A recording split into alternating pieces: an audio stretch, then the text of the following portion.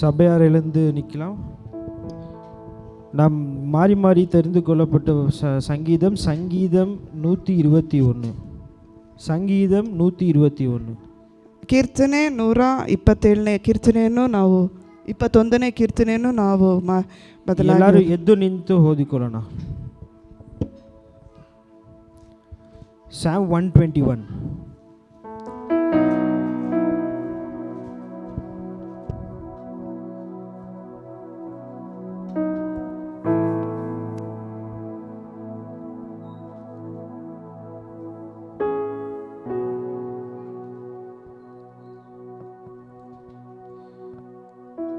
எனக்கு ஒத்தாசை வரும் பர்வதங்களுக்கு நேராக என் கண்களை ஏறெடுப்பேன்.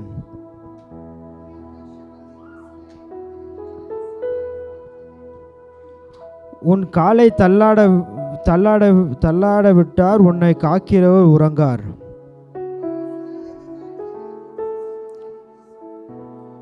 கர்த்தர் உன்னை காக்கிறவர், கர்த்தர் உன் வலது பக்கத்தில் உனக்கு நிழலாய் இருக்கிறார்.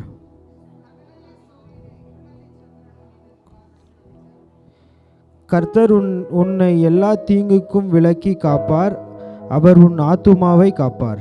எல்லாரும் கடைசி 8வது வசனத்தை சேர்ந்து வாசிப்போம். கர்த்தர் உன் போக்கையும் உன் வரத்தையும் இது முதற்கொண்டு எனக்காக காப்பார். சபையார் எல்லாருமே அமர்ந்து கொள்ளலாம். ನಾವೆಲ್ಲರೂ ಕುಳಿತುಕೊಳ್ಳೋಣ.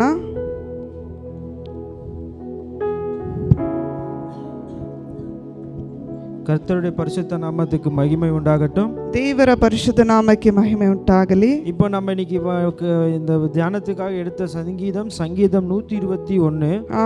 ಈ ಧ್ಯಾನಕ್ಕಾಗಿ ತೆಗೆದುಕೊಂಡ ಕೀರ್ತನೆ 121. இது ஒரு விசேஷமான ஒரு சங்கீதம். ಇದೊಂದು ವಿಶೇಷವಾದ ಕೀರ್ತನೆಯಾಗಿದೆ. இந்த சங்கீதம் தாவீது எழுதல. ಇದು ಕೀರ್ತನೆಯನ್ನು ದಾವೀದನು ಬರೆದಿಲ್ಲ.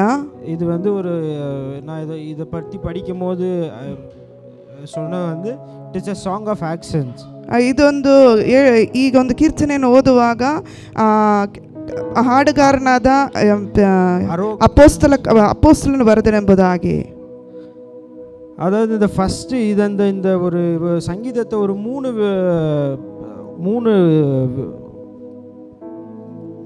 மூணா டிவைட் பண்ணிக்கலாம். நம்ம ಈ ಕೀರ್ತನೆಯನ್ನು 3 ಭಾಗವಾಗಿ ಡಿವೈಡ್ ಮಾಡಿದ್ದಾರೆ.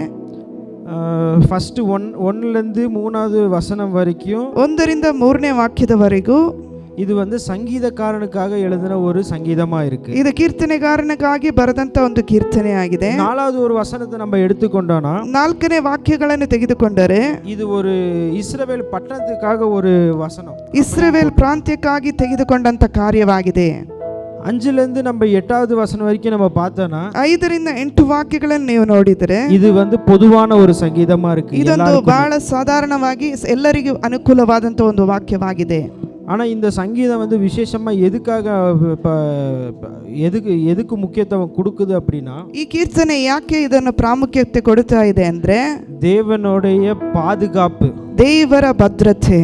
இந்த சங்கீதம் எல்லாம் இந்த பிரிலிகிரிமேஜ் இந்த ஜெருசலேம் பட்டணத்துக்கு போகும்போது அவங்களோட பாதுகாப்புக்காக இந்த சங்கீதத்தை பாடிக்கிட்டே போவாங்களாம். ಯಾತ್ರಾ ಗೀತೆಯಾಗಿ ಯೆರೂಸಲೇಮ್ ಪಟ್ಟಣಕ್ಕೆ ಹೋಗುವಾಗ ಜನರು ಹಾಡುತ್ತಾ ಹೋಗುವಂತ ಕೀರ್ತನೆಯಾಗಿದೆ.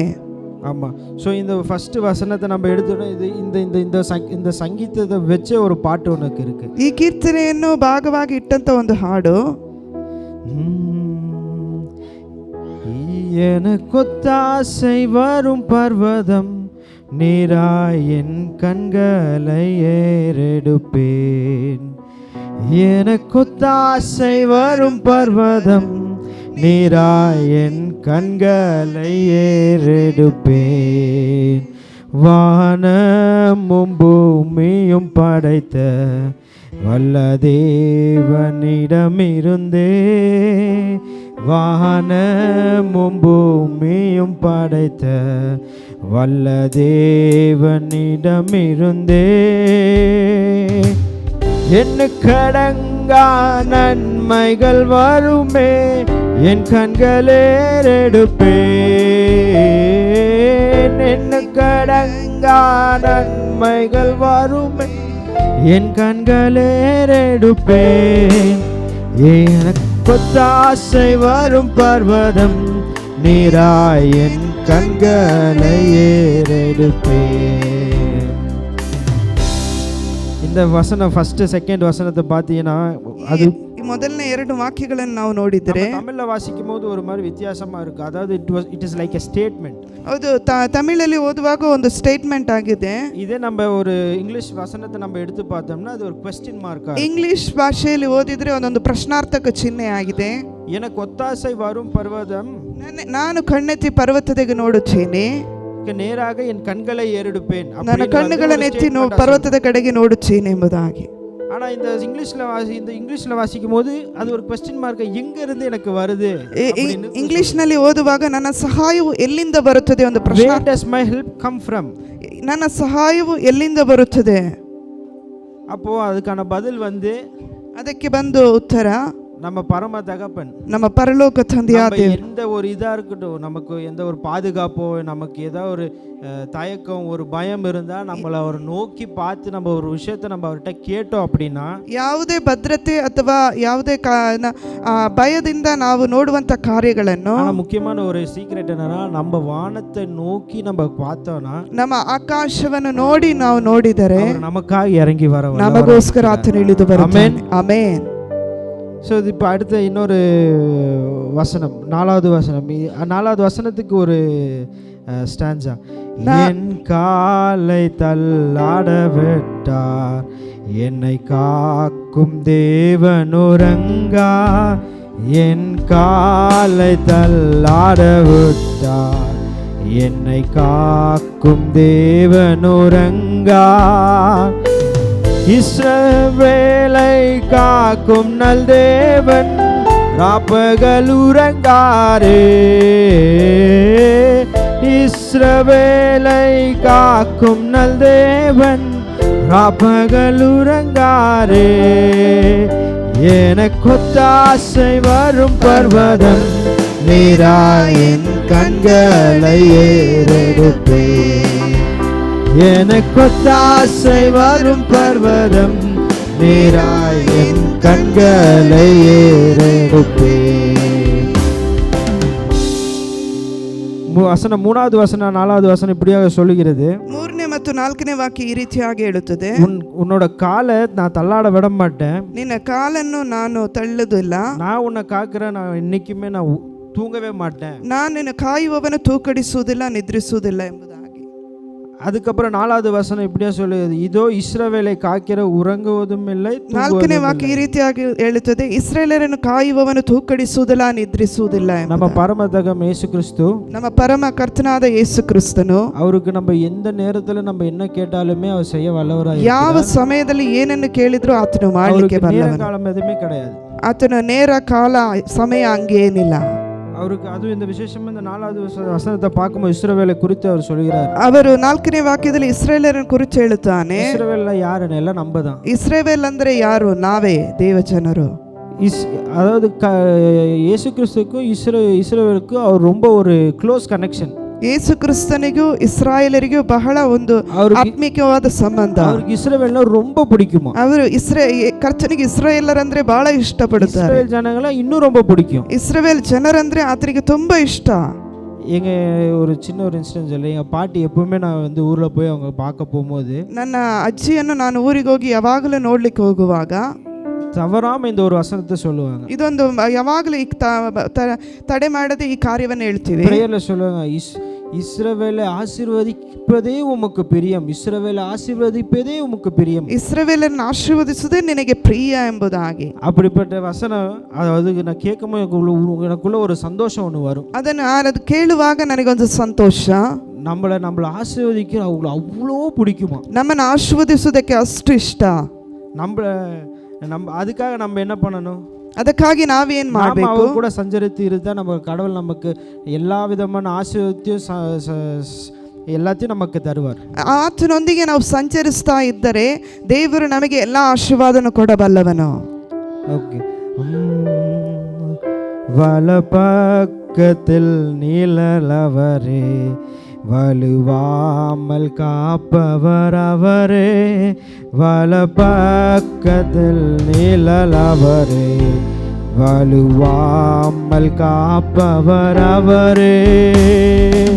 சூரியன் பகலில் சந்திரன் இரவில் சேதப்படுத்தாதே.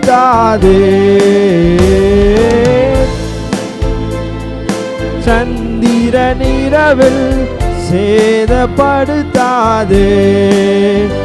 எனக்கொத்தாசை வரும் பர்வதம் நேரா என் கண்களை ஏறெடுப்பே. எனக்கொத்தாசை வரும் பர்வதம் நேரா என் கண்களை ஏறெடுப்பே. இந்த கடைசி இந்த 6வது வசனம் 7வது வசனம் 8வது வசனம் இப்படி சொல்லுகிறது. 6ನೇ ವಾಕ್ಯ 7ನೇ ವಾಕ್ಯ 8ನೇ ವಾಕ್ಯ ಈ ರೀತಿಯಾಗಿ ಹೇಳುತ್ತದೆ. பகல்ல இருக்கிற வெயிலுக்கும் ಹಗಲಲ್ಲಿ ಇರುವ ಸೂರ್ಯನಿಗೂ இரவில இருக்கிற நிழலும் இருளಲ್ಲಿ ಇರುವ ಚಂದ್ರನು நம்மள ஒண்ணுமே பண்ணாது, ನಿನ್ನನ್ನು ಬಾಧಿಸುವುದಿಲ್ಲ. எதுக்காக ஒண்ணும் பண்ணாது? ಯಾಕೆ ಏನು ಮಾಡುವುದಿಲ್ಲ? ஏன்னா இந்த உலகத்தை படைச்சவர் அவரு, ಲೋಕವನ್ನು ಉಂಟು ಮಾಡಿದ ಆತನು. அவரு சொன்னா நடக்கும், ಆತನು ಹೇಳಿದರೆ ಆಗುತ್ತದೆ. அவரு சொன்னனாலதான் வானமும் பூமியும் உண்டானது. ಆತನು ಹೇಳಿದರಿಂದಲೇ ಆಕಾಶ ಭೂಮಿ ಉಂಟಾಯಿತು. இப்படிப்பட்ட தேவன், ಈ ರೀತಿಯಾದ ದೇವರು இந்த அவர் படைச்சதை வச்சு நம்மள அழிக்க முடியுமா? ಆತನು ಉಂಟು ಮಾಡಿದ್ರಲ್ಲಿ ನಮ್ಮನ್ನು ಅಳಿಸಲಿಕ್ಕೆ ಸಾಧ್ಯವೋ? கண்டிப்பா கிடையவே கிடையாது. ಇಲ್ಲ, ಸಾಧ್ಯವೇ ಇಲ್ಲ. அவர் நம்மள அவ்வளோ நேசிக்கிறார், ಆತನು ಅಷ್ಟು ಪ್ರೀತಿಸ್ತಾನೆ. அதனாலதான் அந்த வசனம் அப்படி சொல்லுகிறது. ಅದರಿಂದಲೇ ವಾಕ್ಯವು ಈ ರೀತಿಯಾಗಿ ಹೇಳುತ್ತದೆ. பகலிலே வெயிலாகிலும், ಹಗಲಲ್ಲಿ ಸೂರ್ಯನು, இரவிலே நிழலாகிலும், இருளಲ್ಲಿ ಚಂದ್ರನು உன்னை சேதப்பே படுத்தாது, ನಿನ್ನನ್ನು ಬಾಧಿಸುವುದಿಲ್ಲ. கர்த்தர் உன்னை எல்லா தீங்குக்கும் விலக்கி காப்பார். ಕರ್ತನು ನಿನ್ನನ್ನು ಎಲ್ಲಾ ಕೇಡಿನಿಂದಲೂ ತಪ್ಪಿಸುವನು. அவர் உன் ஆத்துமாவை காப்பார். ಅವರು ನಿನ್ನ ಆತ್ಮವನ್ನು ಕಾಯುವನು. அவர் நம்மள எல்லா ஒரு பாதுகாப்பு நமக்கு தர. நம்ம வெளியே போகும்போது ನಾವು ಆತನ ಎಲ್ಲಾ ರೀತಿ ನಮಗೆ ಭದ್ರತೆ ಕೊಡುತ್ತಾರೆ. ಹೊರಗೆ ಹೋಗುವಾಗ நடக்கலாம், ನಮಗೆ ಏನ್ ಬೇಕಾದ್ರೂ ನಡೀಬಹುದು. நம்ம கண்ணு முன்னாடி நமக்கு ஒரு 2 நிமிஷத்துக்கு முன்னாடி நம்ம கடந்து சேர்ந்த நண்பரோ, நமக்கு தெரிஞ்சவரோ தெரியாதவரோ, ನಮ್ಮ ಕಣ್ಣ ಮುಂದೆಯೇ 2 ನಿಮಿಷದಲ್ಲಿ ನಮ್ಮ ಸಹೋದರ ಅಥವಾ ನಮ್ಮ ಗೆಳೆಯರು ಕಾಣದೇ ஏதோ ஒரு ஆபத்துல நேரிடலாம். ಅವರು ಒಂದು ವೇಳೆ ಏನಾದ್ರೂ ವಿಪತ್ತು ಇರಬಹುದು. ஆனா நம்மளை கர்த்தர் நம்ம அவரோட செட்டை நிழலே நம்ம காத்து, ದೇವರು ತನ್ನ ರೆಕ್ಕೆ ಮರೆಯಲ್ಲಿ ತನ್ನ ಮಕ್ಕಳನ್ನು ಬರಮಾಡಿಕೊಂಡು, நம்ம இருந்திருந்தா நம்ம என்ன ஆயிருப்போம்? ನಾವಿರೋದು ಹೇಗೆ? அதுதான் கர்த்தருடைய வல்லமை, அவரோட கிருபை. நம்ம ಕರ್ತನ ಬಲವು, ಆತನ வல்லமையும் ನಮಗಿದೆ. கடைசியான இந்த ஒரு வசனம், கர்த்தர் உன்னை போக்கையும் உன் வரத்தையும் இதை முதல் கொண்டு என்றென்றைக்கும் காப்பார். ನೀನು ಹೋಗುವಾಗಲೂ ಬರುವಾಗಲೂ ಇಂದಿನಿಂದಲೂ ಸದಾಕಾಲವೂ ಯೆಹೋವನೇ ನಿನ್ನನ್ನು ಕಾಯುವನು. கடைசி இந்த ஒரு ஸ்டான்ஸா மட்டும் பாடுகிறேன். என் தீங்கு என்னை அணுகாமல் ஆத்துமாவை காக்கும் என் தேவன், இத்தீங்கு என்னை அணுகாமல் என் காக்கும் என் தேவன், போக்கையும் வரத்தையும் பத்திரமாக காப்பாரே இது முதலாய். போக்கையும் வரத்தையும் பத்திரமாக காப்பாரே இது முதலாய். எனக்கொத்தாசை வரும் பர்வதம் நேராய் என் கண்களை ஏறெடுப்பே. எனக்கொத்தாசை வரும் பர்வதம் நேரா என் கண்களை ஏறெடுப்பே. நம் தேவன் ரொம்ப நல்ல தேவன். ನಮ್ಮ ದೇವರು ಬಹಳ ಒಳ್ಳೆ ದೇವರು. நான் கடைசியா ஒன்று சொல்லி முடிக்க போறேன். ಕೊನೆಯದಾಗಿ ನಾನು ಒಂದು ಕಾರ್ಯ ಹೇಳಿ ಮುಗಿಸ್ತೇನೆ. நம்ம அவரை நோக்கி என்ன நம்ம கூப்பிட்டாலும், ನಾವು ಏನೇ ಇದರಲ್ಲಿ ಕರೆದರೂ, அவரை நம்ம நோக்கி அவர் ஒரு வார்த்தை ஏசப்பா அப்படின்னு கூப்பிட்டாருன்னா, ಯೇಸು ನಮ್ಮ ಪರಿಸ್ಥಿತಿಯನ್ನು ನೋಡಿ ನಾವು ಯೇಸು ಎಂಬುದಾಗಿ ಕೂಗಿಕೊಂಡಾಗ அடுத்த நிமிஷம் அவர் நமக்காக இறங்கி வர்றார். ಆತನು ನೆಕ್ಸ್ಟ್ ಒಂದು ಸೆಕೆಂಡ್ ಅಲ್ಲಿ ನಮಗೆ ಆತನು ಇಳಿದು ಬರುವ ದೇವರು. ஆனா நான் என்ன சொல்ல வரேன்னா, நம்ம கூப்பிட நம்ம கத்துக்கணும். ನಾವು ಕರೀಲಿಕ್ಕೆ ನಾವು ಕಲಿತುಕೊಳ್ಳಬೇಕು. நமக்கு ஏதோ பிரச்சனை, ನಮಗೇನೋ ಸಮಸ್ಯೆ, தேவை இருக்கு, ಅಗತ್ಯ ಇದೆ ಎಂದು ಹೇಳುವಾಗ நம்ம ಮನುಷ್ಯனை நோக்கி போறோம். ನಾವು ಮನುಷ್ಯರನ್ನು ನೋಡಿ ಹೋಗ್ತೀವಿ. ಮನುಷ್ಯನ ನೋಕಿ ಕಂಡಿಪಾ ನಮ್ಮ போனோம்னா நமக்கு ஏமாற்றம் தான். ಮನುಷ್ಯರು ನಾವು ನೋಡಿ ಹೋದ್ರೆ ನಮಗೆ ಮೋಸವೇ. அதுக்காக நான் என்ன சொல்றேன்னா, உட்கார்ந்து ஏசப்பா எனக்கு இந்த தேவை இருக்கு, நீங்க எனக்கு சந்தித்து கொடுங்க. ಯೇಸುವೆ ನನಗೆ ಈ ಅಗತ್ಯ ಇದೆ, ನನ್ನನ್ನು ಸಂಧಿಸು ಎಂಬುದಾಗಿ கண்டிப்பா உங்களுக்கு அவர் செய்ய வல்லவராய் ಆತನು ಖಂಡಿತವಾಗಿ ಮಾಡಲಿಕ್ಕೆ உடனே ಶಕ್ತನಾಗಿದ್ದಾನೆ. இல்லனாலும் ತಕ್ಷಣ உங்களோட ಇಲ್ಲದಿದ್ದರೂ தேவை அறிஞ்சிருக்கிறார். ನಿಮ್ಮ ಅಗತ್ಯತೆಯನ್ನು ಅರಿತುಕೊಂಡಿದ್ದಾನೆ. தேவைக்கான முக்கியத்துவம் அவருக்கு தெரியும். ನಿಮ್ಮ ಅಗತ್ಯತೆಯ ಪ್ರಾಮುಖ್ಯವು ಆತನಿಗೆ உங்களுக்கு ಗೊತ್ತಿದೆ. இப்ப தரணுமா, இன்னும் கொஞ்ச நாள் கழிச்சு தரணும். ನಿಮಗೆ ಈಗ ಕೊಡ್ಬೇಕಾ ಅಥವಾ ಇನ್ನು ಸ್ವಲ್ಪ ದಿವಸದ ನಂತರ ಕೊಡ್ಬೇಕಾ? அவருக்கு அந்த நேரம் தெரிஞ்சதான், ಅದು ಅವರಿಗೆ ಸಮಯ ಗೊತ್ತಿದ್ದರಿಂದ அவர் அந்த அவரோட டைமிங்க்கு நம்ம வெயிட் பண்ணணும். ಅವರ ಸಮಯದವರೆಗೆ ನಾವು ಕಾಯಬೇಕಾಗಿದೆ. தடைப்படுதுன்னா தடையும் நமக்கு ஒரு ஆசீர்வாதமா மாறும். ತಡೆಯು ನಮಗೆ ಕೆಲವು ಆಶೀರ್ವಾದವಾಗಿ ಬದಲಾವಣೆ ಆಗ್ತದೆ. ஆனா அந்த தடை இருக்கிற நேரம் நம்ம ரொம்ப புலம்பலோ நம்ம முறுமுறுத்துக்கிட்டே இருந்தோம் ಆ அப்படின்னா, ತಡೆಯ ಸಮಯದಲ್ಲಿ ನಾವು ಗುಣಗುಟ್ಟುವಿಕೆ ಅಥವಾ ದೇವರಿಗೆ ವಿರುದ್ಧವಾಗಿ ಹೇಳುವುದಾದ್ರೆ அது ஆசீர்வாதத்துக்கு தடையாவே மாறி, ಅದು ಆಶೀರ್ವಾದಕ್ಕೆ ತಡೆಯಾಗಿ ಮಾರ್ಪಡುತ್ತದೆ.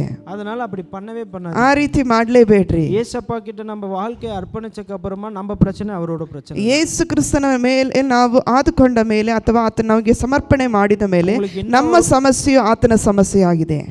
நமக்கு என்ன பிரச்சனை இருக்கோ அவர் தெரியும். அவர் சொல்ற ஒரே விஷயம்தான், ನಮಗೆ ಹೇಳುವಂತ ಒಂದೇ ಕಾರ್ಯವೇ, நீ என்ன போராட்டம் போராடுறியோ அது என்னோடது, ನೀನು ಏನು ಹೋರಾಟ ಮಾಡ್ತಿದ್ಯೋ ಅದು ನನ್ನದು, சும்மா இரு நான் பாத்துக்கிறேன். ನೀನು ಸುಮ್ಮನೆ ಇರು ನಾನು ನೋಡ್ಕೊಳ್ತೇನೆ. எப்படி சொல்ற, ನೀ சும்மா இரு நான் ನೀ பாத்துக்கிறேன். ಸುಮ್ಮನೆ ಇರು ನಾನು ನೋಡ್ಕೊಳ್ತೇನೆ. கர்த்தர் வல்லவர். ಕರ್ತನು ಒಳ್ಳೆಯವನು. இயேசு கிறிஸ்து இந்த வார்த்தையை ஆசீர்வதிக்கணும். ದೇವರೇ ಈ ವಾಕ್ಯಗಳನ್ನು ಆಶೀರ್ವಾದ ಮಾಡಲಿ. Thank you so much.